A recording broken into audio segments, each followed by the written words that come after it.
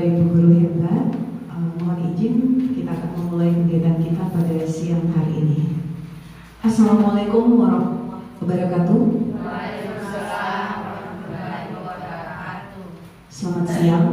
Ya.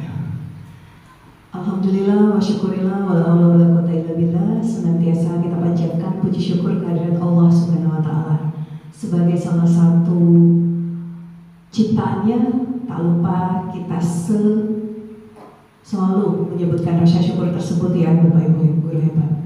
Tak lupa pula terkirim teruntuk Nabiullah Muhammad SAW salawat serta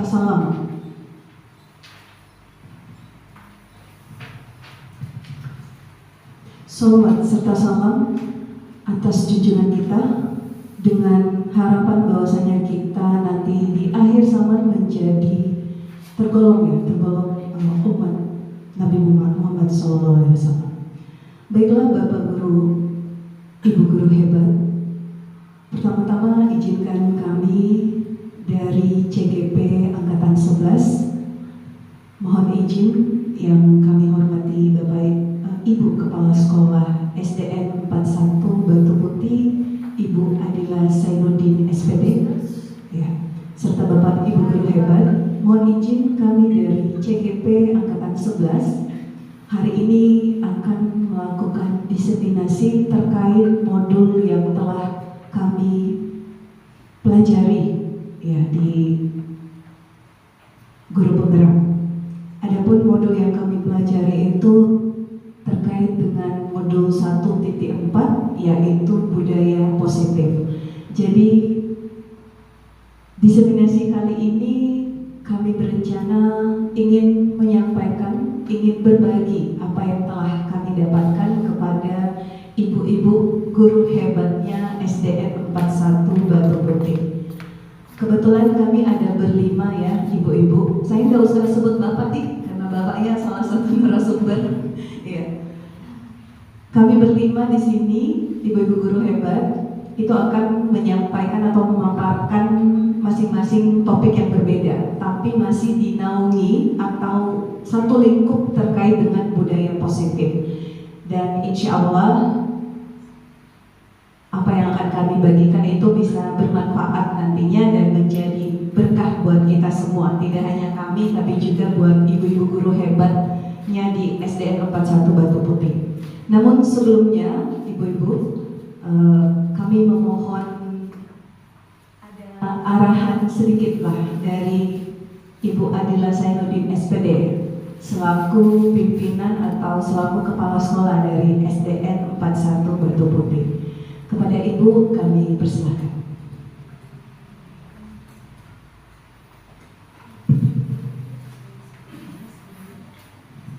Bismillahirrahmanirrahim. Assalamualaikum warahmatullahi wabarakatuh.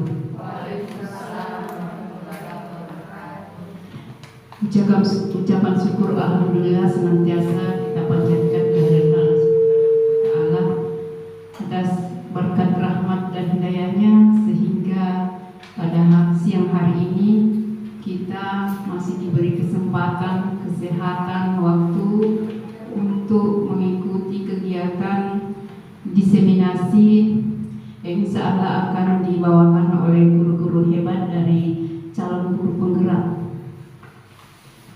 Salawat dan taslim senantiasa tercurah kepada Nabiullah Muhammad SAW, kepada para keluarganya, sahabatnya, dan kepada pengikutnya. Bapak Ibu yang saya hormati, pertama-tama kami mengucapkan terima kasih banyak kepada Bapak Ibu narasumber dari guru penggerak. Tentunya satu kehormatan bagi dikunjungi untuk berbagi praktik baik kepada kami. Semoga apa yang akan disampaikan nanti dapat kami implementasikan benar-benar di sekolah kami, khususnya untuk anak-anak murid kami. Kemudian ucapan terima kasih juga kepada Bapak Ibu guru SDN 41 Batu Putih yang begitu bersemangat untuk menerima pengalaman dari teman-teman guru penggerak angkatan 11 ini. Itulah esensinya belajar, mau memberi dan mau menerima. Apapun yang kita lakukan di sini adalah untuk kebaikan anak-anak kita di masa depan, baik nanti, sekarang, dan selanjutnya. Harapan kami semoga apa yang disampaikan oleh rekan-rekan calon guru penggerak ini benar-benar dapat diterima dengan baik dan dapat diimplementasikan nanti. Oleh karena itu harapannya nanti kita bisa aktif saling berbagi, ayo gali pengalaman dari teman-teman kita ini, karena rasa-rasanya sekarang ini mereka baru CDP tapi terasa sudah DP penggerak. Mereka ini semua sudah hebat-hebat. Makanya saya tidak perlu lisensi mereka sudah selesai atau tidak, karena pertama mereka tes itu sudah hebat. Menurut saya sudah hebat bagi saya, karena saya sudah mengalami tesnya itu tidak main-main. Yang tes juga tidak main-main, dan itulah hebatnya mereka. Jadi mari gali ilmu ini, mari kita berbagi, manfaatkan kesempatan ini. Konsep disiplin positif.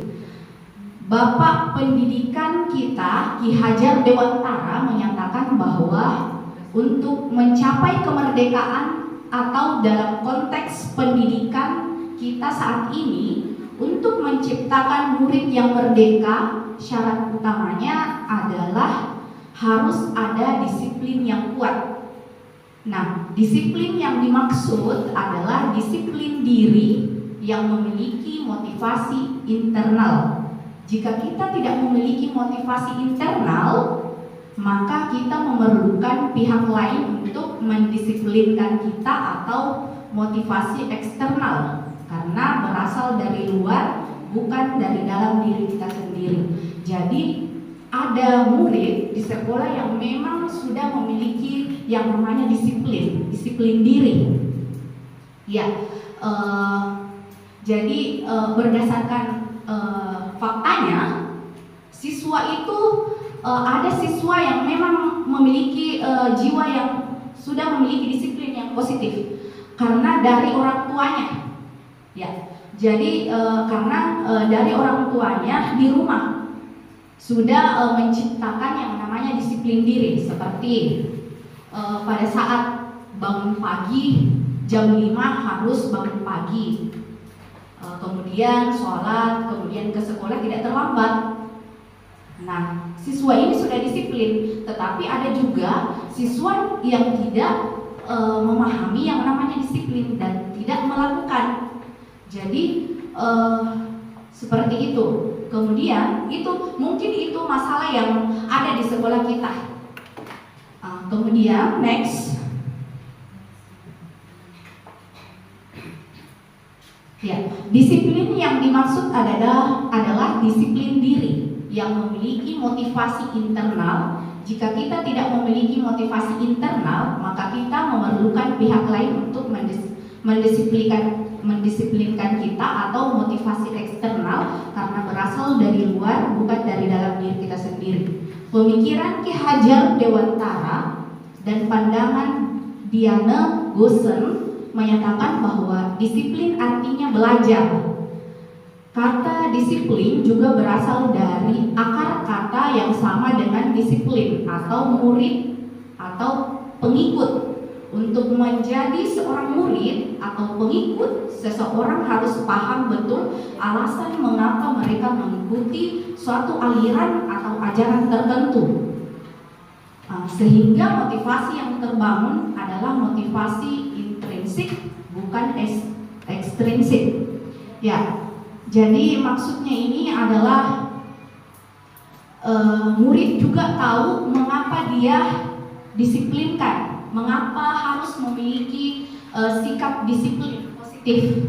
Jadi kita harus menyampaikan dulu tujuannya, terus manfaatnya bagi dirinya, sehingga siswa paham dan mudah untuk melakukan.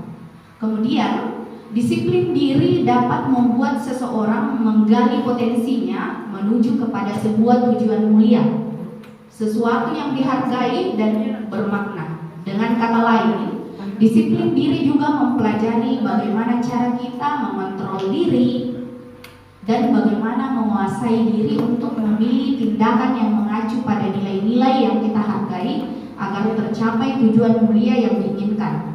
Seseorang yang memiliki disiplin diri berarti mereka bisa bertanggung jawab terhadap apa yang dilakukannya karena mereka mendasarkan tindakan mereka pada nilai-nilai kebajikan universal.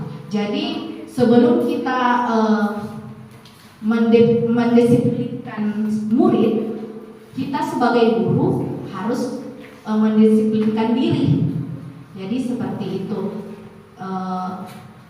Jadi ada guru yang biasanya yang faktanya ini yang saya lihat biasanya guru terlambat ke sekolah, kemudian pastinya susah untuk menegur murid karena dirinya juga tidak memiliki disiplin. Jadi untuk mendisiplinkan murid sebagai guru kita harus memiliki sikap atau jiwa yang disiplin positif seperti itu. Kemudian next, ya, nilai-nilai kebajikan yang diyakini dan disepakati bersama adalah nilai-nilai kebajikan yang ingin dicapai oleh setiap anak Indonesia yang terkenal dengan profil pelajar Pancasila. Nilai-nilai tersebut bersifat universal dan lintas bahasa, suku, bangsa, agama maupun latar belakang. Profil pelajar Pancasila ini yang pertama beriman, bertakwa kepada Tuhan Yang Maha Esa dan berakhlak mulia, mandiri, bernalar kritis, berkebinekaan global, bergotong royong dan kreatif. Saya rasa semua guru di Indonesia pasti tahu ini karena kita sudah melaksanakan di sekolah masing-masing, yaitu profil pelajar Pancasila kurikulum Merdeka. Ya, lanjut. Next. Ya, jadi di sini ada namanya IBO, Primer Years Program Sikap Murid.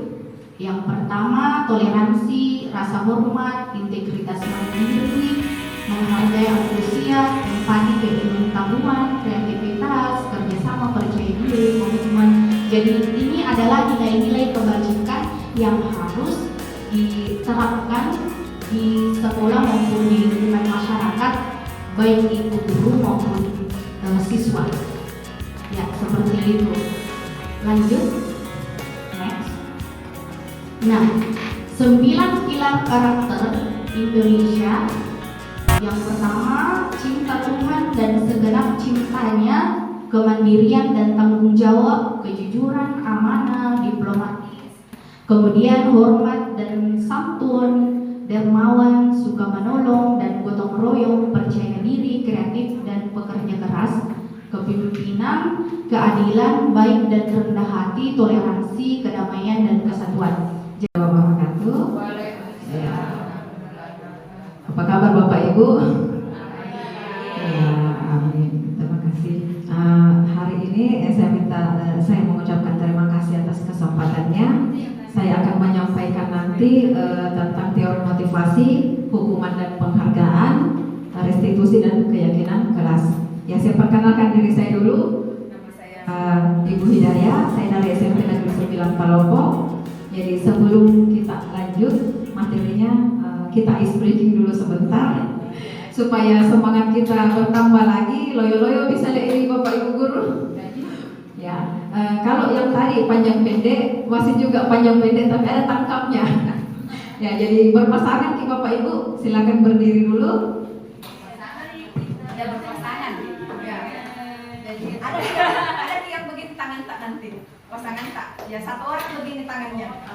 Ya ditangkap nanti. Ya satu orang begini tangannya, yang satunya begini tangannya di sampingnya di luar. Ya begini posisinya Bapak Ibu. Ya begini. Nah, mana Bapak tadi ada tadi lelaki pasangannya.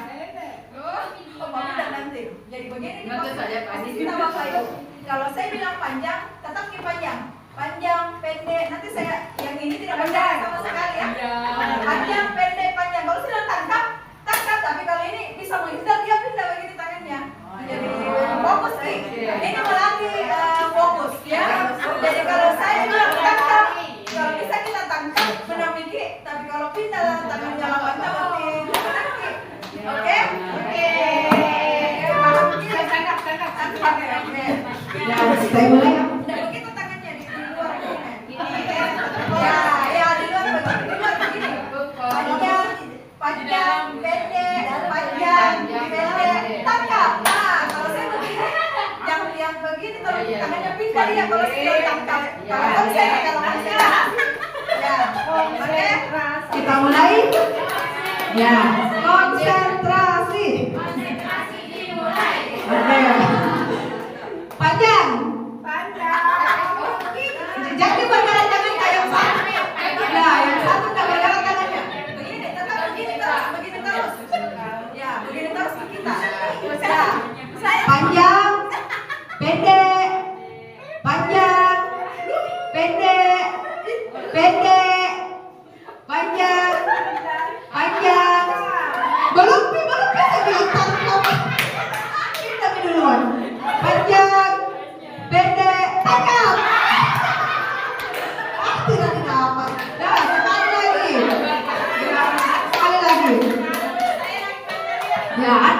Ya, boleh gantian posisinya. Ada yang ditangkap, ada yang panjang pendek. Ya. Pendek, panjang, pendek, panjang, tangkap. Aku tidak dapat. Oke. Terima kasih banyak Bapak Ibu. Ya. Diri sendiri. Ya, lanjut. Ya, hukuman dan penghargaan. Jadi menurut Al-Fitqon, baik hukuman maupun penghargaan itu adalah cara-cara mengontrol perilaku seseorang yang menghancurkan potensi untuk pembelajaran yang sesungguhnya. Ini saya dapatkan juga baru ini di guru penggerak, bahwa ternyata penghargaan itu sama dengan hukuman Bapak Ibu. Dia mengontrol kita untuk melakukan sesuatu. Kalau hukuman kan dikontrol kita. Kalau tidak melakukan ini akan saya hukum. Ya sama dengan penghargaan. Kau lakukan ini, kamu akan dapat sesuatu. Jadi penghukuman dan penghargaan ini sama-sama mengontrol perilaku seseorang. Oke, lanjut. Jadi ada pengaruh-pengaruhnya tentang penghargaan ini. Yang pertama itu pengaruh jangka pendek dan pengaruh jangka panjang. Nah, jika penghargaan efektif ini menginginkan sesuatu yang kita inginkan dalam jangka waktu pendek. Terus kalau jangka waktu panjangnya, kalau orang ingin melakukan sesuatu, dia akan mengharapkan lagi sesuatu dari kita. Jika kita tidak memberikan penghargaan, dia tidak akan melakukannya. Jadi motivasinya dia untuk melakukan itu karena dia ingin penghargaan. Nah, terus penghargaan itu tidak efektif. Mengapa? Karena suatu benda atau peristiwa yang diinginkan ada persyaratannya. Hanya jika kamu melakukan ini maka kamu akan mendapatkan sesuatu. Jadi kalau tidak dilakukan, kita tidak akan mendapatkan. Nah, lanjut lagi, penghargaan itu kenapa merusak hubungan? Kenapa bisa penghargaan merusak hubungan? Ya, kadang kita berikan penghargaan kepada seseorang, ada orang lain yang iri, ya. Nah, orang yang iri ini kita akan merusak hubungannya. Cemburu. Jadi kadang itu sindir-sindir maki karena dia tidak mendapatkan penghargaan. Nah, terus penghargaan itu menciptakan persaingan di dalam kelas. Jadi kalau ada anak kita kasih penghargaan, nah, saingan mereka nanti di dalam kelas. Sementara persaingan itu memunculkan kecemasan. Nah, kalau anak-anak sudah cemas belajar, sudah tidak bagus lagi suasana di dalam kelas karena timbul persaingan. Terus penghargaan itu menghukum. Mengapa penghargaan disebut menghukum? Ya, karena penghargaan itu mereka yang tidak mendapatkan penghargaan, mereka itu sepertinya dihukum. Ini karena kedua-duanya tadi sudah saya jelaskan bahwa hukuman dan penghargaan itu hal yang sama, karena keduanya mencoba mengendalikan perilaku seseorang. Jika penghargaan yang kita harapkan tidak kita dapat, kita akan merasa dihukum. Makanya mengapa penghargaan disebut menghukum? Oke, lanjut. Nah, restitusi. Ya, materi selanjutnya ini restitusi. Saya tidak terlalu menjelaskan seperti apa. Nanti ada teman saya, Ibu Hatika, yang akan menjelaskan tentang segitiga restitusi. Di sini kita hanya bahas tentang materinya saja. Ya, jadi restitusi itu proses menciptakan kondisi bagi murid untuk memperbaiki kesalahan. Ya, mereka bisa nanti kembali ke kelompoknya dengan karakter yang lebih kuat. Dan selanjutnya restitusi juga adalah proses kolaboratif yang mengajarkan murid untuk mencari solusi untuk masalah dan membantu murid berpikir tentang orang seperti apa yang mereka inginkan dan bagaimana mereka harus diperlakukan. Ya, lanjut Ibu. Nah, restitusi itu bukan untuk menebus kesalahan. Jadi kita nanti melakukan restitusi kepada siswa bukan untuk menebus kesalahannya, tapi mereka akan belajar dari kesalahan. Nah, restitusi juga itu memperbaiki hubungan. Kita akan bertanya nanti sama siswa bagaimana kita mau diperlakukan. Ya, seperti apa kita mau diperlakukan oleh teman tak. Jadi seperti itulah nanti restitusi bisa memperbaiki hubungan. Nah, restitusi itu tawaran, bukan paksaan. Jadi kita nanti ini berikan tawaran kepada siswa tak seperti apa yang kita inginkan. Kita tidak paksa kamu harus begini, kamu harus begitu. Tidak seperti itu di restitusi. Kita berikan tawaran apa yang mereka bisa, apa yang mereka mampu untuk lakukan untuk menebus kesalahan mereka kepada temannya. Ya, terus restitusi mencari kebutuhan dasar. Nah, kebutuhan dasar nanti ini ada materi yang akan disampaikan sama teman saya. Ada tak? Ya, kebutuhan ada nanti materinya lanjut. Ini kebutuhan dasar manusia. Apa-apa saja kebutuhan dasar manusia itu, ini nanti kita cari juga di dalam restitusi. Oh, kenapa dia berbuat seperti ini? Kenapa dia tidur terus dalam kelas? Apakah dia mencari kebutuhannya karena memang dia kurang kasih sayang? Dia mencari perhatian? Apakah dia senang? Kan ada juga itu kebutuhan dasar untuk kesenangan, untuk kekuasaan. Nanti dijelaskan sama teman saya, Bapak Ibu. Nah, terus restitusi itu fokus pada karakter. Jadi anak nanti kita mau perkuat dengan restitusi. Restitusi juga menguatkan. Setelah melewati masalah tersebut, mereka akan memiliki karakter yang lebih kuat. Mereka akan lebih meyakini nilai-nilai yang telah dipelajari. Nah, terus restitusi fokus pada solusi dan mengembalikan murid yang berbuat salah pada kelompoknya. Kadang kalau anak-anak bertengkar, baku cambak nih, baku bombek nih. Nah, kalau sudah direstitusi, bisa saja atau pasti bisa dia dikembalikan ke kelompoknya dengan direstitusi. Nah, nanti Ibu Hatika yang akan menjelaskan cara-caranya, bagaimanakah restitusi itu. Ya, lanjut. Ya, keyakinan kelas. Nah, mengapa keyakinan kelas? Mengapa bukan peraturan kelas, Bapak Ibu? Bapak Ibu sudah biasa keyakinan kelas? Belum pernah. Jadi belum pernah kita buat di sekolah tentang keyakinan kelas. Sudah. Ada yang sudah, ada yang belum. Nah, oke. Jadi mengapa keyakinan kelas? Mengapa bukan peraturan kelas? Kalau peraturan kelas itu semacam aturan, ya, Bapak Ibu yang buat aturannya, siswa harus mematuhi peraturan tersebut. Beda, saling menghargai. Jadi itulah nanti yang akan kita tanamkan kepada siswa, akan kita tempelkan nanti di keyakinan kelas. Jadi saling menghargai. Jadi kalau ada nanti besok-besok masalah, kita kembalikan ke keyakinan kelas yang telah kita buat. Ya, lanjut. Nah, bagaimana cara-caranya? Nah, ini keyakinan kelas itu berupa pernyataan universal. Ya, berupa pernyataan universal, misalnya saling menghargai, tepat waktu datang ke sekolah, saling menghormati. dibuat dalam bentuk positif. Jadi kalimatnya positif Bapak Ibu, tidak boleh kalimat negatif. Dilarang buang sampah sembarangan. Nah, tidak boleh ada kalimat begitu kalau di dalam keyakinan kelas.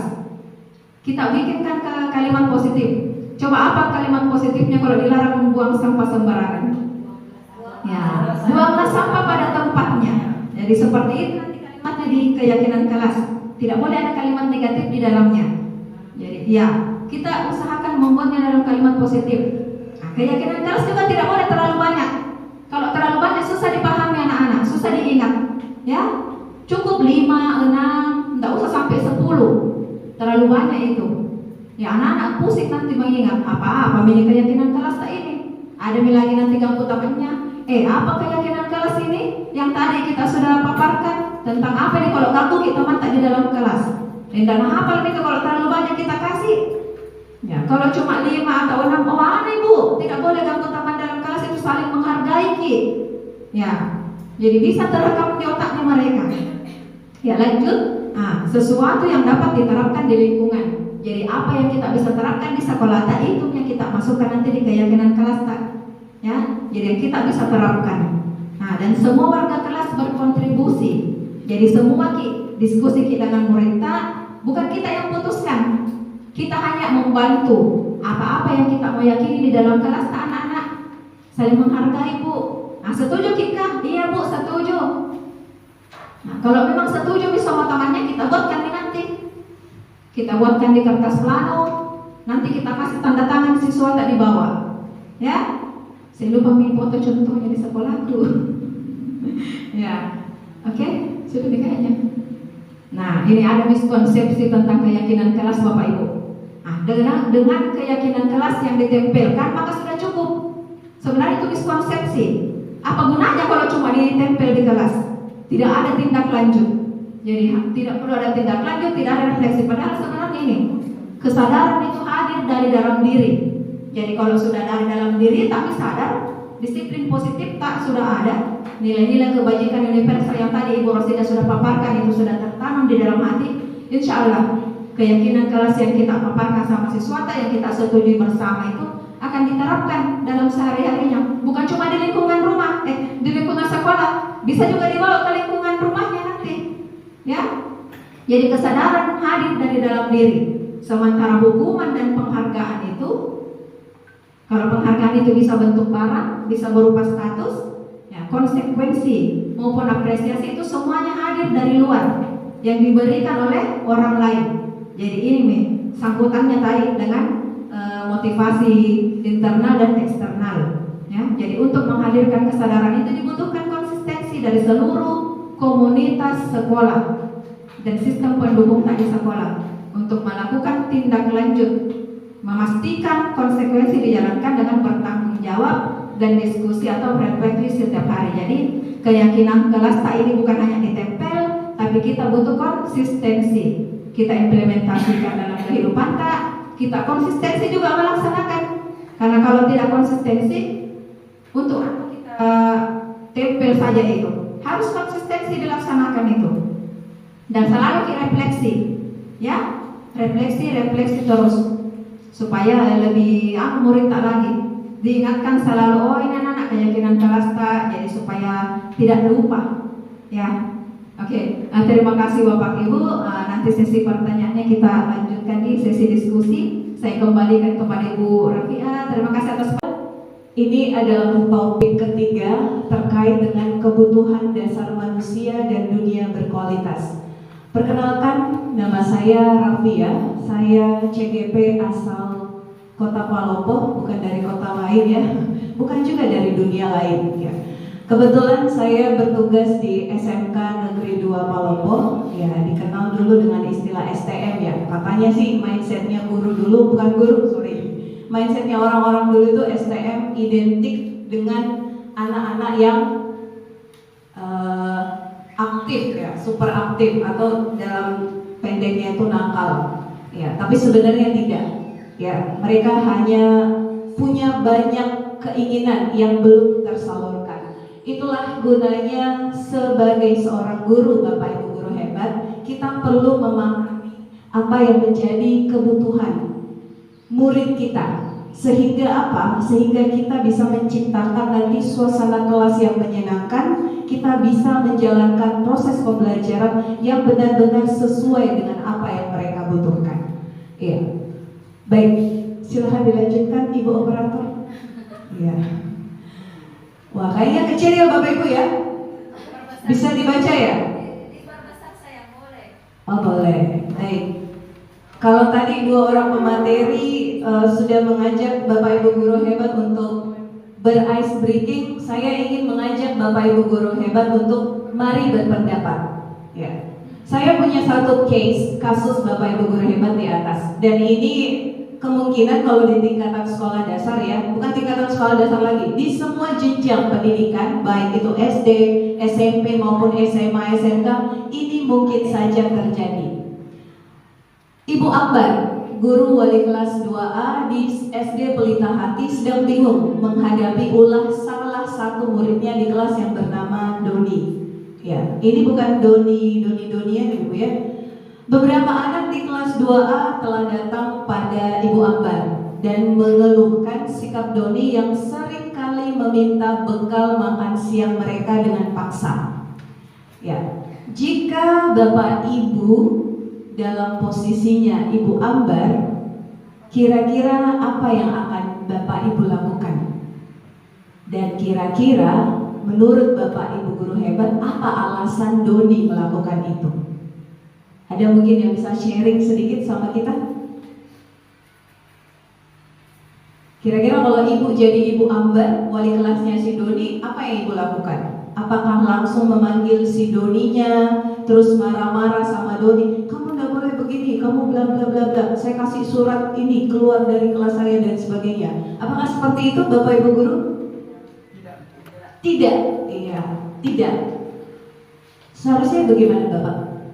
Harus mengetahui latar belakang dia dulu. Si dianya siapa Bapak? Si Doni. Oh si Doni, ya. Harus jelas ya, kita tidak boleh ngambang ya. Mungkin dia itu punya alasan ketika dia meminta makanan dari temannya itu. Mungkin dia tidak disiapkan oleh dari Iya, ada banyak faktor. Ada kesan kurang mampu. Iya, iya. Jadi memang perlu mencari tahu alasan dibalik, ya. Kenapa ya? Iya. Jangan dimarahi. Oh, jangan langsung dimarahi. Wah, kayaknya esensinya kurikulum merdeka sudah menjalar ke bapaknya ini. Baik, kita lanjut. Bapak Ibu guru hebat. Cukup satu saja ya. Iya. Kenapa perlu seorang guru memahami karakteristik peserta didiknya? Kenapa Bapak Ibu guru perlu memahami motivasi di balik kelakuan peserta didiknya? Dan kenapa Bapak Ibu guru perlu mengetahui apa sebenarnya kebutuhan dasar manusia itu? Hal ini tentunya bisa menjadikan dasar Bapak Ibu guru untuk bergerak ke depannya. Boleh dilanjutkan? Iya, saya menunggu Ibu. Iya. Iya. Jadi laku seseorang Bapak Ibu guru hebat, bagaimana kita bersikap itu sebenarnya tidak hanya dipengaruhi oleh motivasi yang disampaikan tadi oleh salah satu rekan saya. Salah satu alasan juga yang mempengaruhi bagaimana seorang individu bertindak atau murid kita di dalam kelas itu bergerak atau berkelakuan itu karena ada kebutuhan yang dia cari. Nah, tugas kita kemudian adalah mengetahui apa saja sebenarnya yang menjadi kebutuhan dasar manusia itu. Secara umum, kebutuhan dasar manusia itu ada 5 Bapak Ibu. Ini sebenarnya sudah Bapak Ibu guru hebat tahu. Tinggal kami datang ke sini untuk menguatkan kembali. Ya. Jadi yang pertama, bukan yang pertama ya, yang seperti Bapak Ibu guru hebat lihat, kotak di atas itu berisikan beberapa tulisan yang membagi kebutuhan dasar manusia. Ya, jadi mulai dari kebutuhan bertahan hidup, kemudian ada kebutuhan rasa kasih sayang atau cinta ingin diterima, ataukah kebutuhan akan kekuasaan, penguasaan, ataukah kebutuhan tentang kesenangan atau fun, dan yang terakhir ada kebebasan atau freedom. Nah, kelima kebutuhan ini seyogyanya perlu dipahami oleh seorang guru untuk lebih memahami. Ya Pak Nak, silahkan diambil. Iya, mantap. Tidak apa-apa Bu. Ya. Nah, ini kalau kita intrinsik lagi kebutuhannya, kira-kira mungkin karena dia haus, ya, seperti itu. Baik, kita lanjut Bapak Ibu guru hebat ya. Kita bahas sedikit saja mungkin. Silakan dipindahkan Bu. Nah, kita ke kebutuhan yang pertama, kebutuhan bertahan hidup atau dalam bahasa asing dikenal dengan istilah survival, survive, ingin bertahan hidup. Apa sih kebutuhan bertahan hidup ini? Ini kebutuhan yang bersifat fisiologis untuk bertahan. Ya, jadi Bapak Ibu serta murid yang ada di sekolah itu perlu memahami bahwasanya terkait dengan makanannya kita, kemudian terkait dengan kesehatannya kita, kemudian terkait dengan rumah kita, rasa aman di dalam diri kita, dan pakaian yang kita kasih sayang, atau kebutuhan untuk menjadi satu bagian di dalam satu kelompok tertentu. Ini itu tidak lain dan tidak bukan mengarah ke kebutuhan yang kedua ini, pemenuhan akan kasih sayang, pemenuhan akan ingin diterima, diakui, dicintai, bukan diakui, dicintai oleh lingkungan kita. Jadi kalau anak-anak Bapak Ibu caper itu di kelas ya, kemungkinan ya, bukan kebetulan, kemungkinan yang dia cari itu ini pemenuhan akan kasih sayang dan rasa ingin diterima di dalam kelasnya.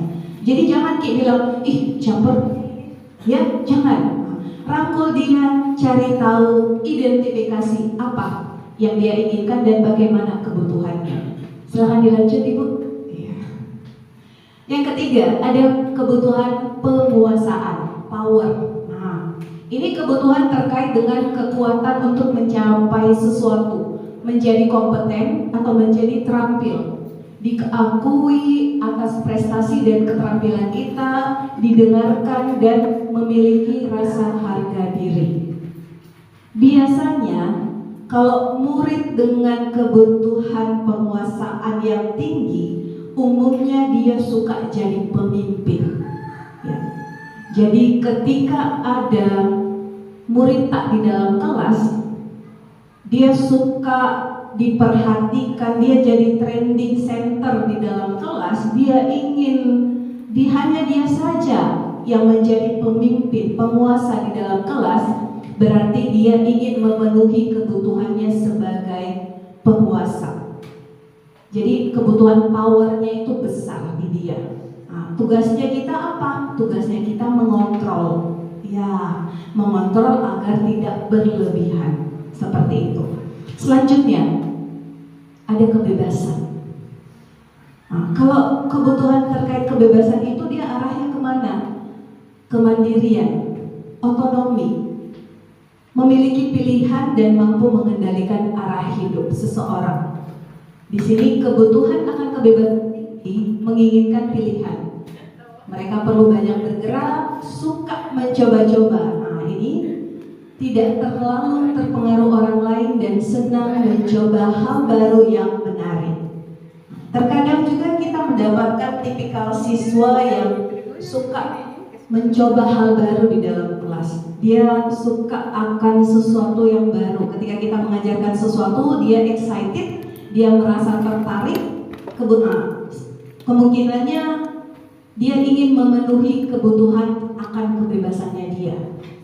Memberikan kebebasan kepada murid untuk memilih, ya, di dalam kelas. Contohnya, misalnya Bapak Ibu memberikan pilihan, kamu mau duduk di mana nak?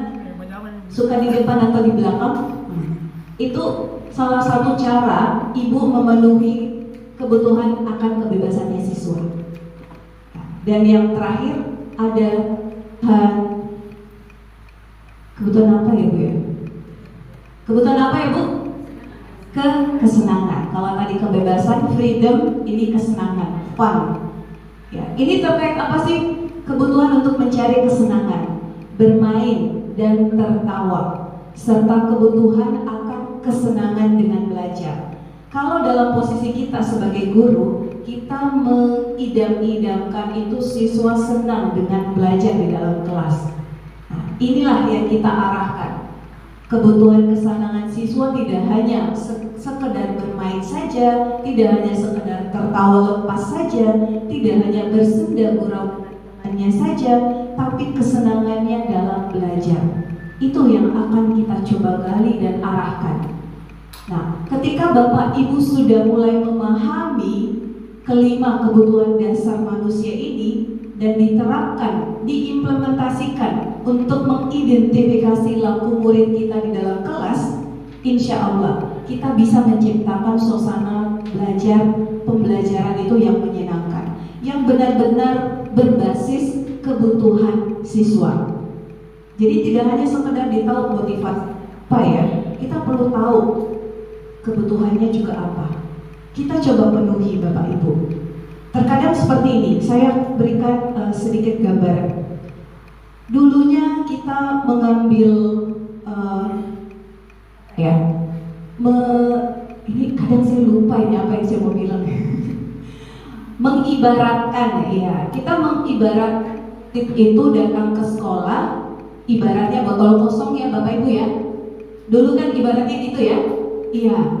Jadi murid itu diibaratkan botol kosong, datang ke sekolah, Bapak Ibu guru mengisi dengan air. Air itu diibaratkan apa? Air itu diibaratkan sebagai ilmu, informasi yang diberikan kepada siswa. Sekarang mindset itu kita ubah sedikit Bapak Ibu guru hebat. Sekarang siswa kita ibaratkan toples kosong dengan toples yang berisikan cinta. Bapak Ibu guru mungkin tidak sadar bahwa banyak dari anak-anak kita, murid kita, ibaratnya toples kosong. Toples kosong itu apa? Dia tidak mendapatkan cinta di rumahnya. Dia tidak cukup kasih sayang di rumahnya. Dia tidak cukup perhatian di rumahnya. Ketika siswa seperti ini, apa yang Bapak Ibu guru sampaikan itu tidak akan meresap 100% ke anaknya. Mereka harus dirangkul dulu.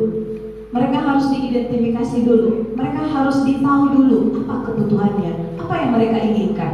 Supaya apa? Bapak Ibu bisa memberikan sesuai dengan porsinya, dengan apa yang real mereka inginkan, butuhkan di dalam kelas. Beda lagi dengan anak yang berisikan toples cinta, kasih sayang. Anak yang sudah cukup cinta, kasih sayang, perhatian, datang ke sekolah, itu enak diajar. Kenapa? Karena memang real, mereka datang ke sekolah cari apa? Cari ilmu, cari informasi, cari pengalaman dari sosok-sosok yang mereka kenal di dalam sekolah. Makanya penting bagi seorang guru untuk menemukan bagaimana peserta didiknya. Lanjut. Oh, ini sudah lanjut ya? Oh iya, baiklah. Setelah tadi kita bahas tentang kebutuhan dasar manusia, kita lanjut ke dunia berkualitas. Mungkin ada yang tahu, ini apa kaitannya ya dunia berkualitas dengan kebutuhan dasar manusia? Bapak Ibu, dunia berkualitas itu kita ibaratkan sebagai satu tempat ideal, di setiap individu. Saya punya dunia berkualitas saya, Bapak Ibu juga punya dunia berkualitasnya Bapak Ibu. Begitu juga dengan murid-murid kita di dalam kelas. Jadi dunia berkualitas itu tempat khusus, adanya di mana? Di dalam mind kita, di dalam pikiran kita. Ya, di mana di situ kita menyimpan gambaran-gambaran dari apa yang kita inginkan. Ya, gambaran dunia berkualitas itu unik Bapak Ibu. Dan setiap individu memiliki dunia berkualitas yang berbeda.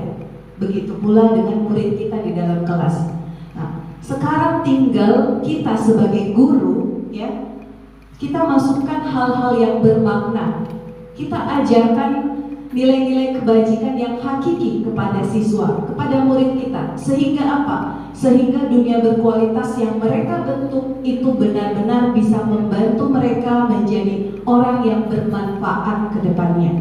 Jadi tidak sekedar mereka datang pelajari bahwa kejujuran itu bagus, tidak.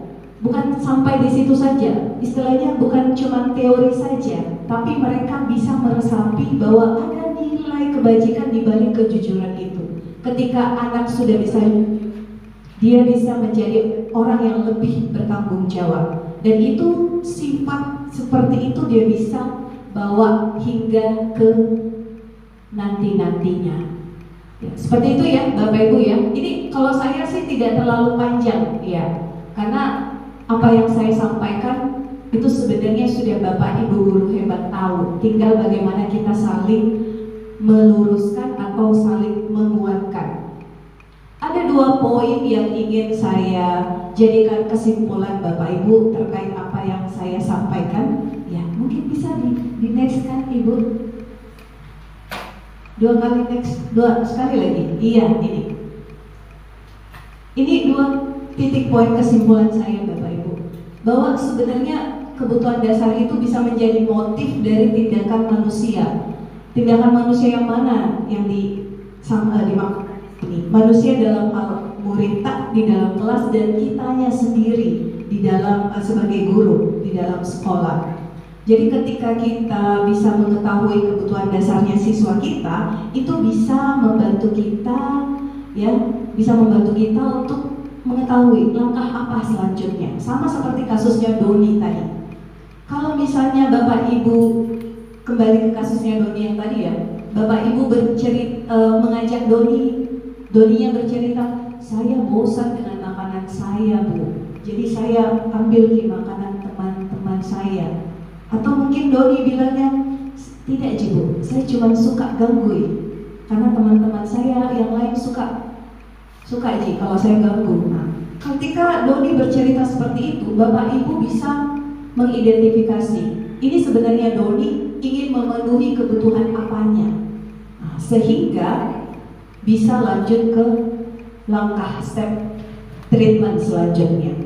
Yang kedua Bapak Ibu, guru, kita semua pendidik yang ada di sini maupun di luar sana itu dapat mengambil peran dalam dunia berkualitas murid. Dengan cara apa?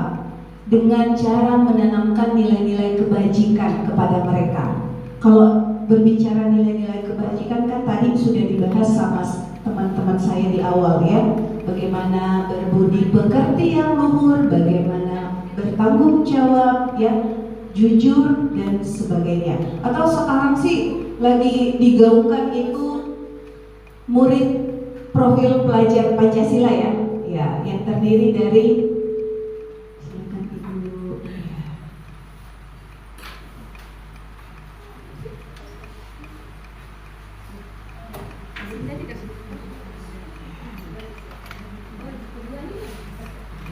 baik, kita kembali ya. Sekarang kan lagi digaungkan itu murid yang berprofil Pancasila yang terdiri dari 6 elemen. Apa saja Ibu itu?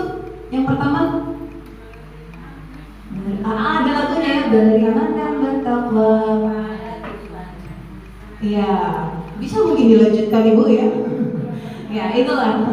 Jadi seperti itu Bapak Ibu guru hebat terkait dengan apa yang saya sampaikan ya, dengan topik kebutuhan dasar manusia yang terdiri dari 5 dan pembentukan dunia berkualitas. Semoga apa yang saya sampaikan ini bisa Bapak Ibu guru terima, dan nanti kita akan buka sesi diskusi di akhir terkait pemaparan dari semua teman-teman saya. Saya akhiri demikian ya, saya akhiri walaupun saya tidak assalamualaikum tadi, saya akhiri saja ya Bapak Ibu ya. Wassalamualaikum warahmatullahi wabarakatuh. Bismillahirrahmanirrahim. Assalamualaikum warahmatullahi wabarakatuh. Waalaikumsalam warahmatullahi wabarakatuh. Rabbi shrah li sadri wa yassir li amri wa hlul 'uqdatam min lisani yafqahu qawli. Allahumma shalli ala nabiyyina Muhammad. Pertama kami berterima kasih kepada Ibu Kepala Sekolah Ibu Adila Zainuddin yang telah mengizinkan kami datang ke tempat ini berbagi praktik baik. Kemudian kami juga berterima kasih kepada semua guru hebat, Bapak Ibu guru hebat di SD 41 Batu Putih, ya luar biasa. Sebelumnya kami disclaimer dulu sebenarnya. Kami berdiri di sini bukan berarti karena yang terpintar, ya, karena memiliki ilmu yang lebih. Namun mungkin karena kami mendapatkan materi ini lebih dulu dari Bapak Ibu. Bapak Ibu kedepannya nanti insya Allah akan mendapatkan materi-materi seperti ini ya, kedepannya insya Allah. Amin ya. Ya, perkenalkan nama saya Muhammad Budat Baharudin. Saya mengajar di SD 50 Buludat. Mungkin di sini ada orang tua wali, anak wali saya di kelas, yaitu Sulfida. Ya, jadi anak beliau kami ajar di kelas, termasuk juga anak yang istimewa di sana karena membutuhkan perhatian yang lebih. Lalu dia anaknya kembali. Baik Bapak Ibu, kami di sini akan membawakan materi 5 posisi kontrol guru. 5 posisi kontrol guru. Ya, tujuannya kita mengetahui pembelajaran ini. Pertama, melakukan refleksi atas praktik disiplin yang selama ini kita lakukan dan dampaknya nanti kepada murid-murid kita. Yang kedua, menganalisis secara kritis, reflektif, dan terbuka atas penemuan diri.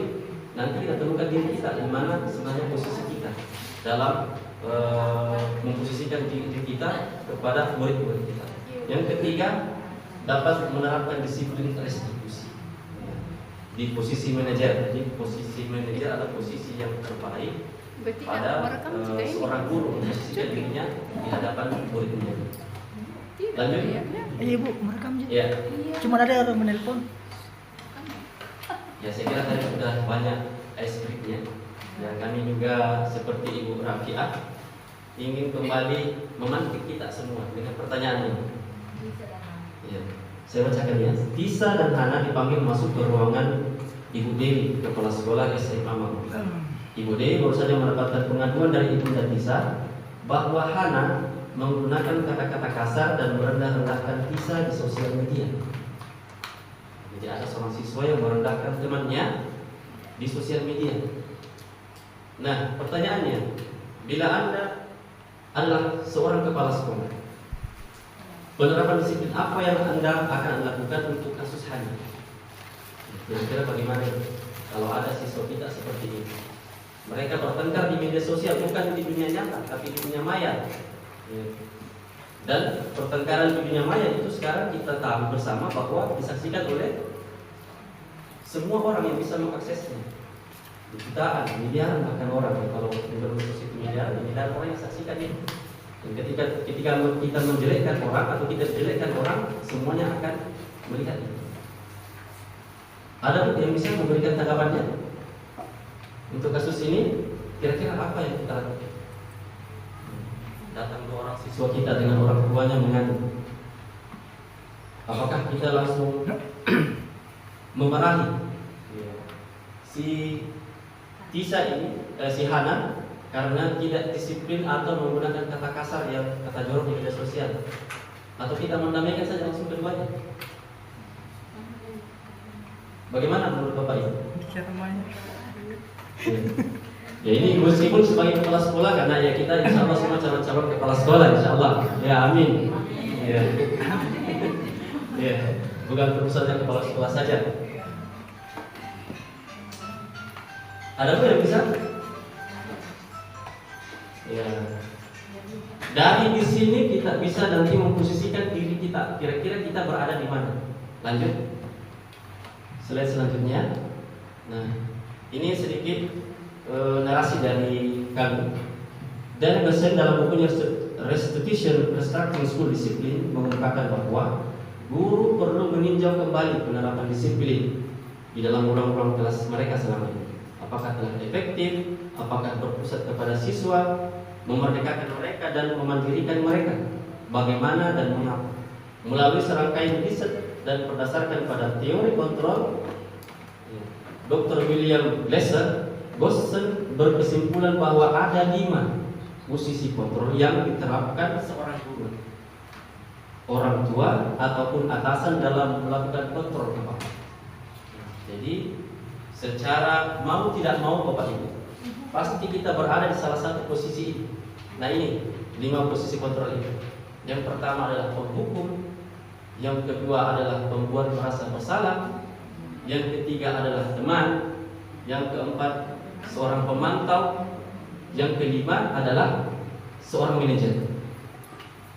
Seorang manajer ini adalah 5 posisi kontrol kita, yang tanpa kita sadari kita berada di salah satu ini, di antara 5 ini.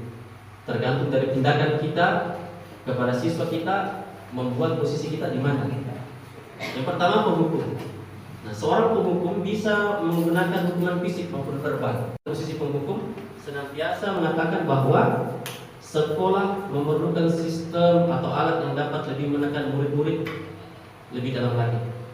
Guru yang menerapkan posisi penghukum ini biasanya kata-katanya keluar, patuhi aturan saya. Ya, awas kalau tidak, kamu selalu saja salah. Ini kata-katanya. Selalu, pasti selalu yang terakhir selesai. Biasa mungkin kita dapatkan Bapak Ibu, ada siswa kita yang paling lambat selesai itu. Ya. Kita marahi, pasti kamu yang selalu terakhir ini. Guru seperti ini senantiasa percaya hanya ada satu cara agar pembelajaran bisa berhasil, itu caranya dia. Tidak ada cara yang lain. Nah, ini posisi penghukum. Kemudian selanjutnya, ini agak sedikit lebih baik daripada penghukum. Pembuat merasa bersalah. Ya. Pada posisi ini biasanya guru akan bersuara lebih lembut kepada siswanya. Pembuat merasa bersalah ini akan menggunakan keheningan yang membuat orang lain merasa tidak nyaman. Ya, kata-kata yang keluar dengan lembut akan seperti di atas, ibu sangat kecewa sekali dengan kamu. Berapa kali bapak harus memberitahu kamu? Kenapa? Gimana coba kalau orang tua kamu mengetahui, apakah kamu, bagaimana kalau dia mengetahui kalau berbuat begini? Apa yang akan kamu lakukan? Ini membuat siswa merasa bersalah kepada orang yang dia sayangi. Ya, di posisi ini murid akan memiliki penilaian diri yang buruk tentang diri mereka. Secara langsung kita akan membuat siswa kita itu menilai buruk dirinya sendiri. Murid merasa tidak berharga dan mengecewakan orang-orang yang disayangi, sehingga mentalnya menjadi turun. Ya, mental mereka menjadi turun. Ini posisi yang kedua. Selanjutnya Ibu, slide yang selanjutnya, seorang teman. Ya, lewat satu kali. Ya, posisi seorang teman. Nah, posisi ini di tengah-tengah. Posisi di tengah atau posisi yang paling tidak baik di antara terbaik. Posisi teman ini, meskipun ada baiknya, tapi lebih banyak dampak negatif. Guru pada posisi ini tidak menyakiti murid, namun tetap berupaya mengontrol murid melalui persuasi, pendekatan persuasi. Posisi teman pada guru bisa negatif maupun positif. Positif di sini berupa hubungan baik terjadi antara guru dan murid. Ya. Artinya hubungan antara guru dan murid, ya Bapak Ibu, ya, bukan hubungan yang lain. Guru posisi ini, posisi teman menggunakan hubungan baik dan humor untuk mempengaruhi seseorang. Ya, mereka akan berkata, ayo bantulah demi Bapak ya. Ya. Ayo ingat tidak bantuan Bapak selama ini. Kemudian juga biasa berkata, ya sudah, kalau ini kali ini tidak apa-apa, nanti Bapak atau Ibu bantu bereskan. Ini perkataan-perkataan guru yang memposisikan dirinya sebagai teman kepada murid. Hal negatif dari posisi yang teman, posisi teman ini adalah bila suatu saat guru tersebut tidak membantunya, maka dia akan merasa kecewa. Ya, kecewa dan berkata, saya kira Bapak atau Ibu adalah teman saya. Dia merasa kecewa dan tidak mau lagi berusaha karena merasa sudah tidak dianggap lagi oleh sang guru tersebut. Dan hal yang lain mungkin akan timbul adalah murid hanya akan bertindak untuk guru tertentu saja. Kalau bukan dia, tidak mau. Kalau bukan si guru A atau wali kelasnya, tidak mau. Kita biasa dapat Ibu, anak wali kita mungkin kepala sekolah yang suruh, tidak mau juga goyang, nanti wali kelasnya baru goyang. Apalagi kalau guru lain, apalagi kalau satpam, apalagi kalau bujang yang suruh. Ini terjadi pada siswa kita. Ya, murid akan memiliki ketergantungan kepada guru tersebut. Ini adalah posisi teman. Itu dampak negatifnya. Jadi memang lebih besar dampak negatif daripada dampak positifnya, meskipun ada. Yang selanjutnya adalah posisi pemantau. Nah, ini posisi pemantau berarti mengawasi. Pada saat kita mengawasi, kita bertanggung jawab atas perilaku orang-orang yang kita awasi. Dengan menggunakan sanksi atau konsekuensi, kita dapat memisahkan hubungan pribadi kita dengan murid. Sebagai seorang yang menjalankan posisi pemantau, pertanyaan yang diajukan pemantau seperti, ya apa peraturannya? Peraturannya apa? Apa yang telah kamu lakukan? Sanksi atau konsekuensinya apa? Ini biasa dikatakan oleh seorang guru atau atasan orang tua yang memposisikan diri sebagai pemantau. Seorang pemantau sangat mengandalkan perhitungan, catatan, data yang dapat digunakan sebagai bukti atas perilaku seseorang. Jadi mungkin yang lengkap catatannya tentang perilaku siswa itu juga berposisi sebagai pemantau. Posisi ini akan menggunakan stiker, slip catatan, daftar cek. Posisi pemantau sendiri berawal dari teori stimulus respon yang menunjukkan tanggung jawab guru dalam mengontrol muridnya. Jadi ini posisi pemantau Bapak Ibu. Ketika guru mengawasi muridnya, namun ini posisi ini baik. Ini baik, terbaik kedua dari 5 posisi ini. Nah, sekarang kita masuk ke posisi terakhir, posisi yang paling baik, yaitu seorang manajer.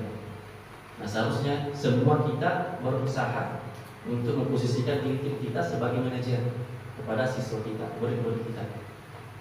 Ini adalah posisi di mana guru berbuat sesuatu bersama dengan murid, mempersilahkan murid mempertanggungjawabkan perilakunya, mendukungnya agar dapat menemukan solusi atas permasalahan sendiri. Seorang manajer telah memiliki keterampilan di posisi teman maupun pemantau. Dengan demikian bisa jadi di waktu tertentu kembali pada kedua posisi tersebut. Jadi seorang posisi manajer itu sebenarnya sudah mencakupi pemantau dan teman. Ketika kita sudah berada manajer, secara otomatis kita bisa jadi pemantau dan posisi teman. Maka kita perlu mengacu kepada restitusi yang dapat menjadikan murid kita bertanggung jawab. Seorang manajer bagi dirinya sendiri. Di manajer ini, murid diajak untuk menganalisis kebutuhan dirinya maupun kebutuhan orang lain. Di sini kita yakini, apa yang kita yakini. Tentunya sebelum perkataan ini kita harus punya keyakinan kelas. Tadi sudah dibuat keyakinan kelas, itu penting Bapak. Ya, apakah kamu meyakininya? Ya. Jika kamu yakininya, apakah kamu berusaha memperbaikinya? Jika kamu memperbaiki ini, hal ini menunjukkan apa tentang dirimu? Apa rencanamu untuk memperbaiki hal ini? Ini pertanyaan-pertanyaan pada yang diajukan guru kepada siswanya ketika ia memposisikan diri sebagai seorang manajer. Maka ketika kembali kepada kasus Hana tadi yang membuli temannya, berkata kasar di media sosial, maka pertanyaan-pertanyaan seperti ini yang kita ajukan kepada si Hana untuk memperbaiki kesalahannya. Apa keyakinan yang kita yakini? Apakah menghargai? Dia berkata menghargai temanmu. Oke, kalau begitu bagaimana sekarang solusinya? Bagaimana cara kamu memperbaiki masalah ini? Apakah kamu berjanji tidak akan mengulanginya kembali? Dan seperti itu. Tugas seorang manajer bukan untuk mengatur perilaku seseorang, tetapi kita membimbing murid untuk dapat mengatur dirinya sendiri. Seorang manajer bukan yang memisahkan murid dari kelompoknya, tapi mengembalikan murid tersebut ke kelompoknya dengan karakter yang lebih kuat. Jadi ketika kita bisa menyelesaikan masalah siswa kita, murid kita sebagai seorang manajer, maka dia akan kembali ke kelompoknya, kembali bergaul bersama temannya dengan karakter yang lebih kuat, dengan menyadari kesalahan yang telah dia lakukan dan bersedia memperbaiki kesalahan tersebut. Lanjut Ibu, yang terakhir mungkin, ya ini. Kita berlatih dulu. Ya, kita berlatih dulu. Saya kecewa sekali dengan kamu. Kira-kira yang mengatakannya siapa Bapak? Ya 5 tadi, pembuku, teman, pembuku bersalah, teman atau mantap atau manajer. Membuat merasa bersalah. Betul. Yang kedua, kamu tidak pernah benar melakukannya.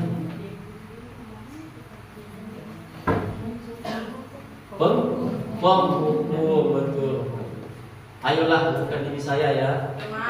Teman, ya. Insyaallah sudah paham. Apa sanksi dari perbuatanmu hari ini? Ya. Kira-kira apa? Seorang pemantau. Yang terakhir, bagaimana kau menyelesaikan ini?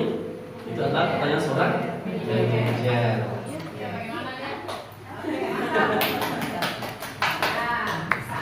Ya, jadi pertanyaan ini kembali kepada diri kita masing-masing, Bapak Ibu.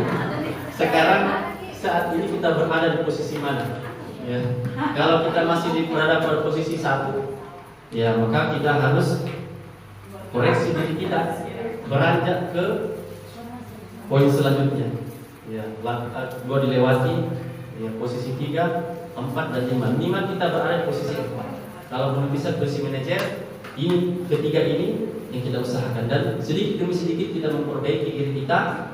Begitu juga dengan kita memperbaiki diri kita, koreksi diri kita, nah, mudah-mudahan murid kita juga akan berubah.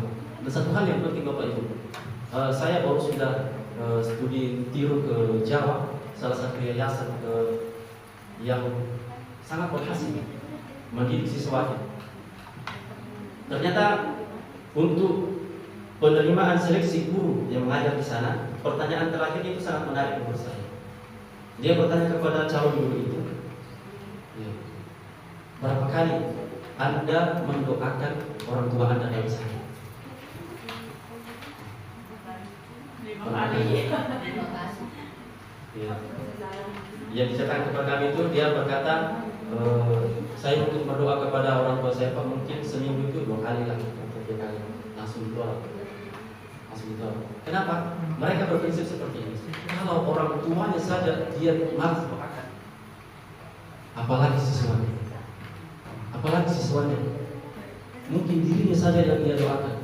Maka dengan guru yang sadar dengan hal-hal seperti ini, doa kita itu mustajab insyaallah. Kita orang tua kedua dari siswa kita. Dan pernahkah kita mendoakan kebaikan untuk siswa kita? Pernah. Alhamdulillah. Maka sering-seringlah kembali mendoakan itu, dan ini kita koreksi diri kita bersama-sama. Ya, saya kira kita semua pernah berada dalam posisi yang salah, namun dengan materi-materi seperti ini, insya Allah kita kembali memperbaiki diri kita. Hari ini saya akan membawakan materi yang berjudul segitiga restitusi.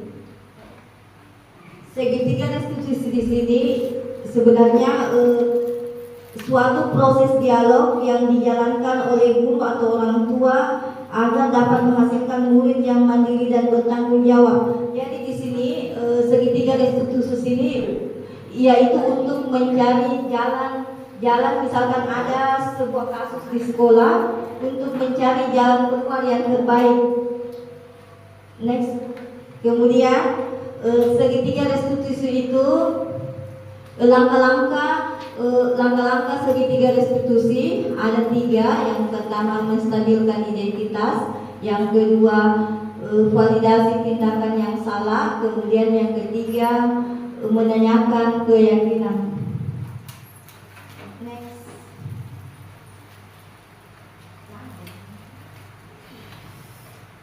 Kemudian yang pertama itu menstabilkan identitas itu berdasarkan prinsipnya membuat kesalahan adalah bagian dari proses pembelajaran. Jadi di sini misalkan ada kasus itu kasus yang dialami anak-anak di sekolah itu merupakan suatu pembelajaran. Kemudian jangan mengkritik murid yang sedang mengalami identitas.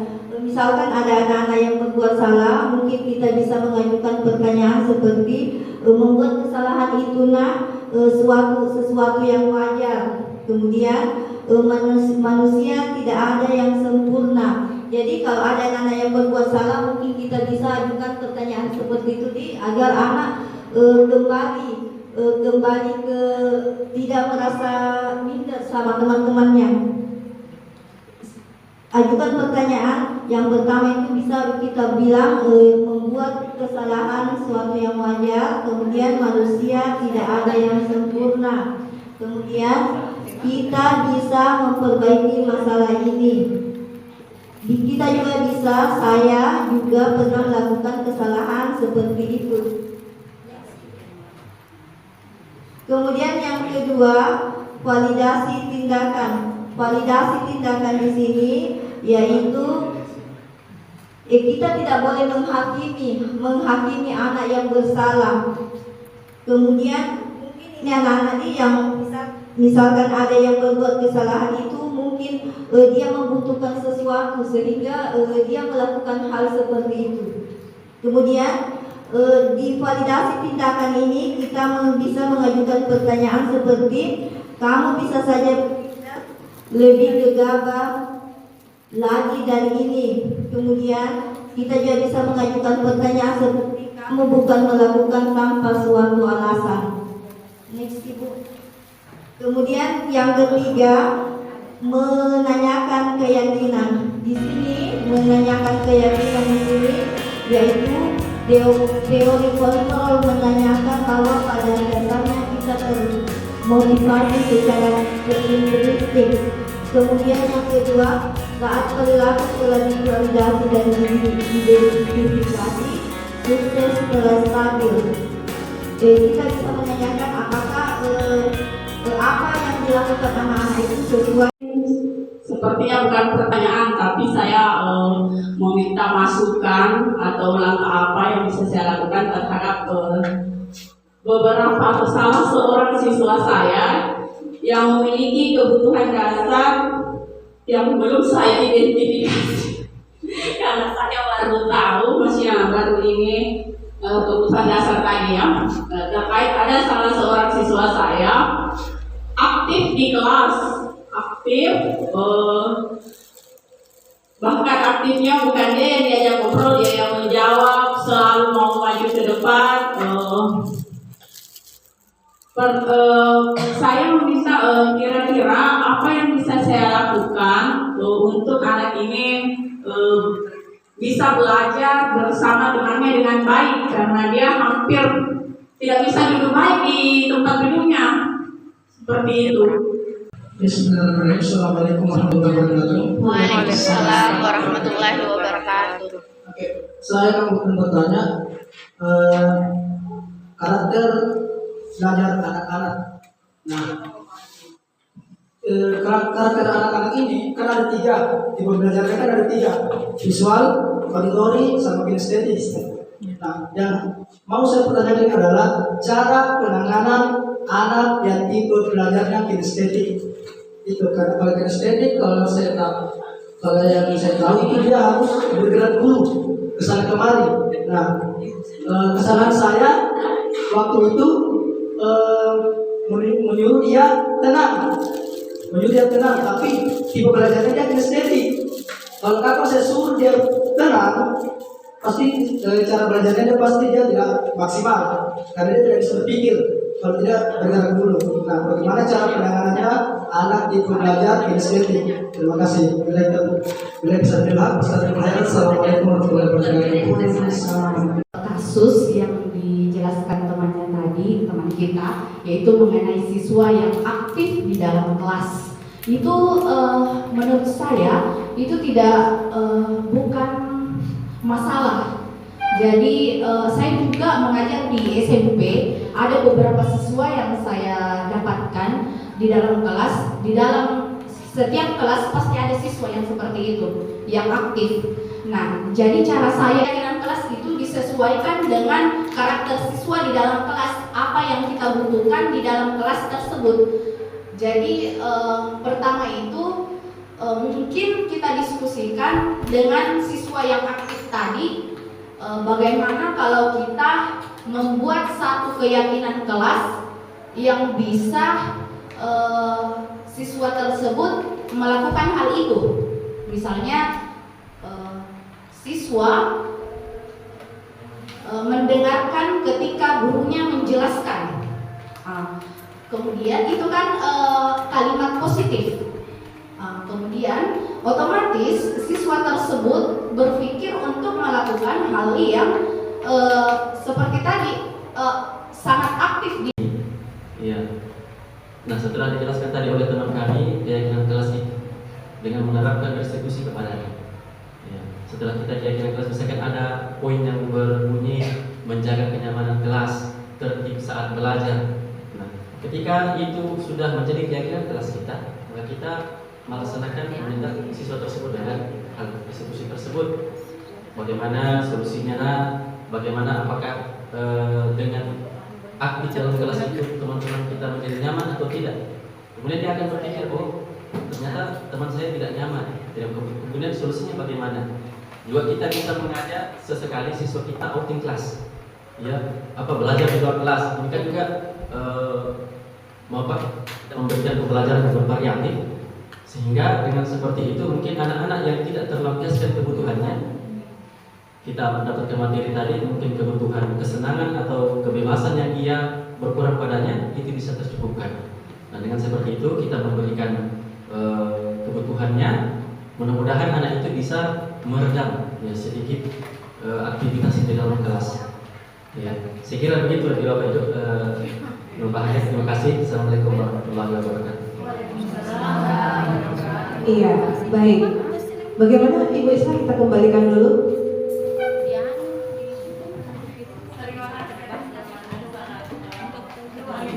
Iya, terima kasih kembali Ibu. Semoga ini bisa menjadi salah satu solusi ya. Ya. Memang Bapak Ibu guru sangat perlu mengidentifikasi karakter peserta didik kita itu seperti apa. Pada satu jenjang sekolah, kalau kami di tingkat SMA SMK sebagai siswa baru kelas 10-nya, itu kami lakukan yang namanya tes diagnostik. Untuk apa? Untuk mengetahui karakter seperti apa mereka, untuk mengenal mereka lebih dalam. Mereka dari mana? Mereka sukanya itu dengan tipikal yang seperti apa? Apakah mereka suka melihat? Apakah mereka lebih suka mendengar? Ataukah mereka lebih suka berolahraga? Jadi tiap tes diagnostik ini memang tujuannya untuk mengenali karakteristik peserta didik kita. Dan itu kalau di SMK 2 itu alhamdulillah sudah kami lakukan. Sama kalau misalnya dalam posisi sebagai guru mata pelajaran, ya. Kadang itu sebelum kita mengajarkan satu topik tertentu, kita mau mengetahui sejauh mana kompetensi atau kemampuan peserta didik kita dalam materi yang akan kita ajarkan. Kita bisa melakukan tes awal. Untuk apa? Untuk mengetahui kemampuan awal mereka. Tapi untuk tes ini kayaknya tidak semua jenjang ya Bapak Ibu bisa dilakukan. Kalau di kelas 1 dan kelas 2 sekolah dasar itu beda lagi treatmentnya. Jadi memang kembali kepada situasi dan kondisi Bapak Ibu guru hebat sendiri. Ya, seperti itu ya Bapak Ibu guru ya. Baik, kita melangkah ke pertanyaan Pak Adi. Ya, ini menarik ini karena sudah membawa-bawa gaya belajar. Nah, kalau saya sih bahasakan ini gaya belajar ya. Memang ada peserta didik yang suka dengan gaya belajar visual, melihat, ada yang suka mendengar, audio, dan ada yang suka bergerak. Ya, seperti itu. Nah, saya bagaimana dengan Bapak? Bukan Bapak ya, Bapaknya lagi keluar. Dengan ibu-ibu, ya kira-kira kalau anak dengan, bukan anak, murid ya, murid dengan gaya kinestetik yang lebih besar, itu bagaimana sistem belajarnya ya? Begitu ya Pak Adi ya? Iya, baik. Bagaimana? Ibu-ibu bisa, kalau anak murid kita itu dia lebih suka gerak, ya, kinestetik itu banyak bergerak, Ibu, Bapak ya? Kira-kira sistem belajar yang seperti apa ya yang bisa kita terapkan agar bisa menarik perhatiannya di dalam kelas? Silakan berbagi, Bapak Ibu. Ditambahkan saja. Ya, terima kasih. Ini masalah gaya belajar sama yang tadi Ibu Rafia katakan tentang tes diagnostik. Ya, kalau saya itu Pak, saya lakukan 2 macam tes diagnostik. Yang pertama yang non kognitif dan yang kedua yang kognitif. Kalau yang non kognitif itu saya tanyakan memang di situ guru seperti apa yang kita mau. Ada selebaran saya bikin itu untuk anak murid saya. Dia deskripsikan dirinya di situ, cita-citanya, warna kesukaannya, tipe gurunya seperti apa yang dia suka, siapa yang temani dia di sekolah, di rumah kalau belajar. Ada itu saya punya. Terus yang lain itu tes yang kedua itu diagnostik kognitif ya, tentang kemampuannya. Disitulah nanti kita bedakan siswa pembelajaran berdiferensiasi ya. Ada yang suka audio, ada yang suka visual, ada yang kinestetik. Nah, kalau misalnya saya kan guru bahasa Inggris. Kalau misalnya saya ajarkan tentang greeting ya, salam. Ya, saya berikan percakapan. Ada nanti yang saya beda-bedakan saya bagi kelompoknya. Siapa ini yang mau bikin video? Siapa yang mau hanya buat suara saja, ya tanpa video, hanya suaranya saja? Kan ada itu anak-anak yang memang tidak suka di video, hanya sekedar suara dia mau mengucapkan. Terus ada juga anak-anak yang seperti Bapak bilang kinestetik, suka bergerak-gerak, jadi dia bisa lakukan drama di kelasnya. Jadi kita cari ini teman tak yang sefrekuensi, yang sama-sama suka banyak bergerak, dia buat drama di situ. Meskipun hanya sekedar 2 percakapan, 3 percakapan tentang ungkapan salam. Jadi tidak banyak juga, namanya anak SMP masih kelas 7, dasar-dasarnya bahasa Inggris belum terlalu banyak. ABCD saja masih diajarkan kembali ya, karena di beberapa sekolah dasar itu kan memang bahasa Inggris ditiadakan yang kemarin. Nah sekarang baru linear kembali. Ya, yang lalu itu ditiadakan, makanya tuh anak-anak sekolah saya itu dasar-dasarnya sama sekali tidak ada. Paling kalau ada, paling 1-2 yang bisa dalam kelas, ABCD, numbers, seperti itu saja. Kosakata yang lain tidak ada. Jadi kalau misalnya anaknya kinestetik Pak, tapi sekadar sharing saya ABCD, numbers, seperti itu saja. Kosakata yang lain tidak ada. Jadi kalau misalnya anaknya kinestetik Pak, tapi sekadar sharing saya Pak, tidak bisa juga saya tentukan karena beda ya. Beda materiku, beda dengan materinya Bapak, apalagi Bapak guru kelas mungkin, guru olahraga. Wih, suka sekali nih anak kinestetik kalau olahraga Pak. Iya. Paling itu kalau olahraga kan materi hanya sebentar, lebih banyak praktiknya di lapangan. Wih, kandenya nih anak kinestetik itu kalau olahraga. Iya, rata-rata itu Pak yang saya lihat di sekolahku. Kalau anak-anak itu yang laki-laki itu memang rata-rata. Saya lihat kalau nilai rapornya itu tinggi semua olahraganya. Iya, di mata pelajaran olahraga, di mata pelajaran yang mengandalkan otak itu justru mereka agak rendah. Karena ya memang gaya belajar itu mereka berbeda. Giliran di olahraga, tinggi semua nilainya. Karena memang suka lompat-lompat, suka lari ke sana kemari. Suka sekali gitu kalau anak kinestetik itu mata pelajaran PJOK. Sama jadi seni budaya, banyak anak kinestetik suka seni budaya. Apalagi kan kalau di sekolah itu ada 2 seni musik, seni lukis dan seni tari. Meskipun itu anaknya kurang bisa kalau mata pelajaran tapi giliran nanti disuruh bikin drama, masuk sekali, pintar sekali acting. Iya. Sepertinya doyan memang acting mereka itu. Jadi ada banyak cara Pak, tinggal kita yang mau lihat anak tak seperti apa kesukaannya dia. Tapi saya rasa kalau PJOK anak suka mentok itu, iya. Kan jarang-jarang dikit materi di kelas Pak, kebanyakan memang praktek iya. Jadi disitulah pentingnya juga kita lakukan diagnostik non kognitif sekalian juga kognitifnya. Ya itu saja Pak saya. Lebih dan kurangnya mohon dimaafkan. Assalamualaikum.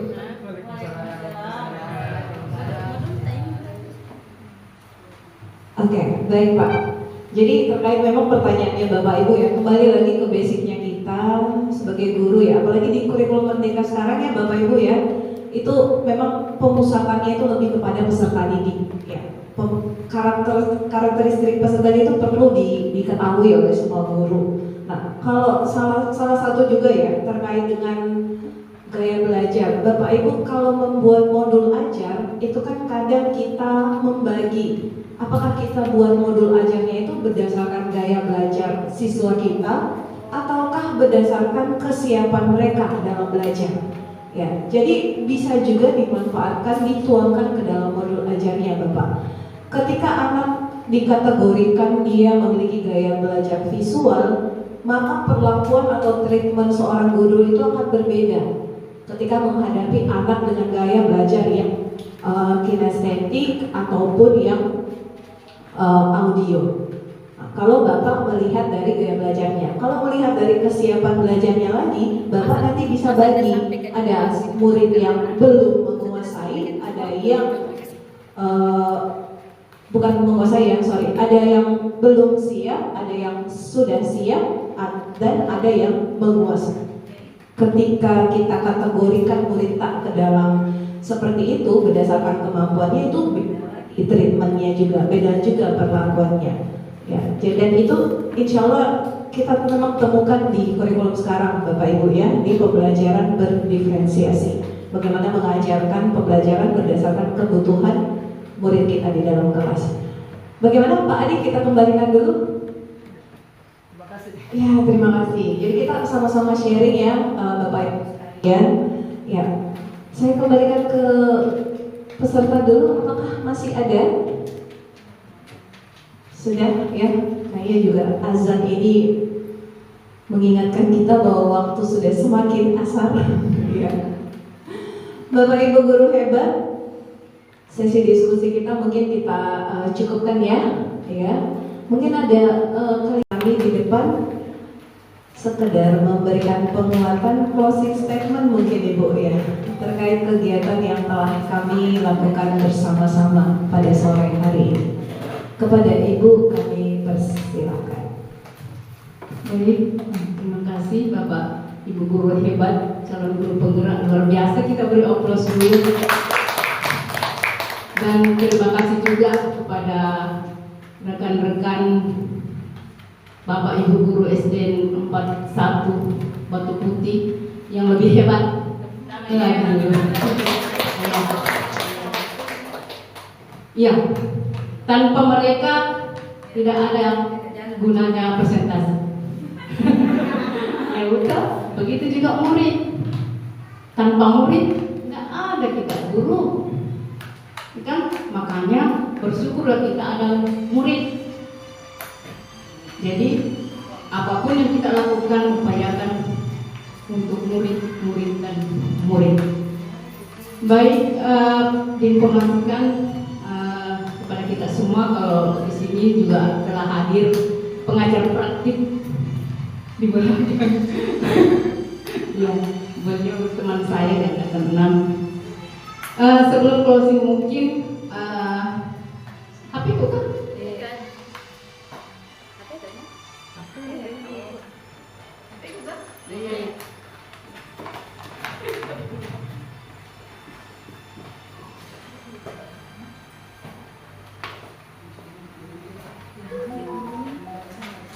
Tersambung sama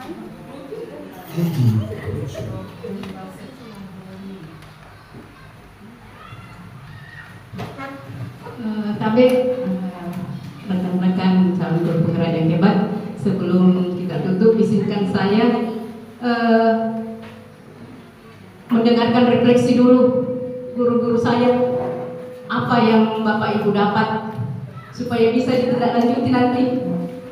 Insya Allah, ya bisa.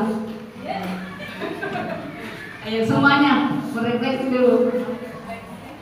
Iya, supaya saya tahu apa yang sudah kita pahami dari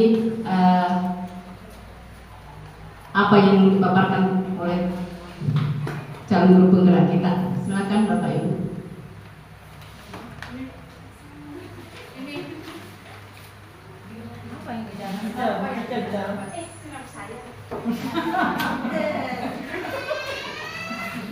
Jangan-jangan kena teko tadi sama teko tak biar tanya sama teko tanya benar.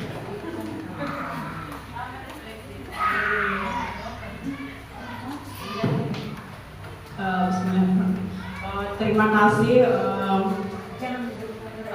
atas kehadirannya CGP Angkatan 11 Kota Palopo. Kehadiran Ibu Bapak di sini memberi kami motivasi, menguatkan kami lagi untuk jadi lebih sabar. Ya begitulah kira-kira terkait dengan disiplin positif. Kami tentu berusaha untuk melakukan hal-hal yang baik, menanamkan hal-hal yang baik kepada siswa. Yang kedua, keyakinan kelasnya ada, tapi seperti tadi hanya pajangan. Setelah selesai kami buat bersama, nanti setelah dapat lagi, oh harusnya ada refleksi. Itu dipakai, digunakan ketika menyelesaikan konflik, ketika anak-anak seperti itu.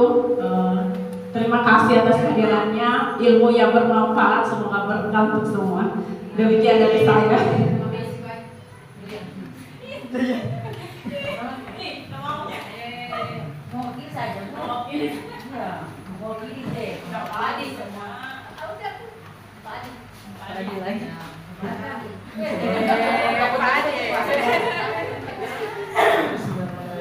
Assalamualaikum warahmatullahi wabarakatuh.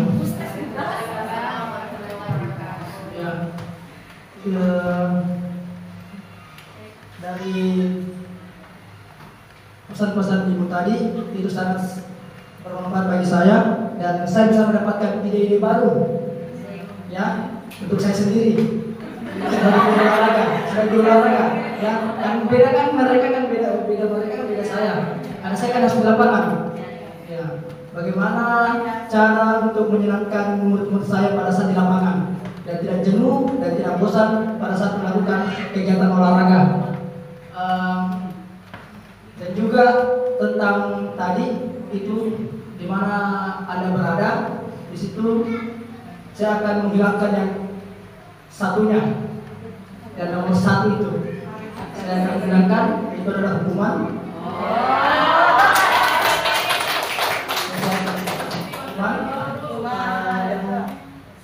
Tiga dan empat itu saya akan pertahankan karena itu bagus buat saya sendiri dan untuk juga anak-anak saya. Juga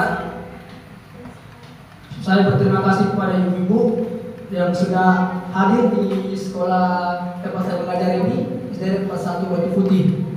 Terima kasih. Bila bisa terlihat, Astagfirul khairat. Assalamualaikum warahmatullahi wabarakatuh.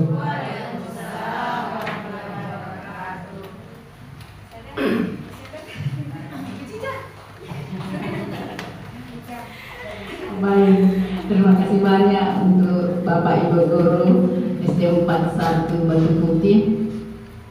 Itu tadi adalah penguatan yang sangat luar biasa dan kebanggaan bagi saya, alhamdulillah, mewakili teman bahwa ternyata disiplin positif pada posisi control manager itu sangat diperlukan. Disiplin positif pada posisi control manager itu sangat diperlukan. Mari sama-sama ini yang kita terapkan sebagai manajer, terutama di dalam kelas. Karena beberapa kali sudah diinformasikan, manja-manja murid Kak, lembut-lembut Ki. Nah inilah sebenarnya mengapa saya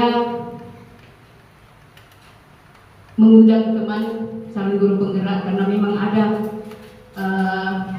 amanah dari Menteri Pendidikan untuk kita semua. Dan itu sesuai dengan tujuan pendidikan nasional bahwa kita harus berpihak kepada murid. Bagaimana bisa berpihak kepada murid kalau kita sendiri yang melakukan tanpa memulai dari kita. Jadi